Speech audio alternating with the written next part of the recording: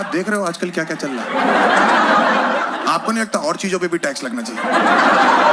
बहुत पैसे वाले मासी रेटी देते हैं, एक रेट पड़वानी है बस। एड्रेस क्या है? अंकल कह रहे हैं मैं खुद ढूंढ लूंगा, मैरिड हूं। मजा ही आ गया। आदमी बकेट में इतनी बियर नहीं मंगवाता जितने आपके में लौंडे हैं। बताइए, घर पे बात करने गई थी तू? हाँ, उसको घर जमाई बनना था क्योंकि तुम अमीर हो।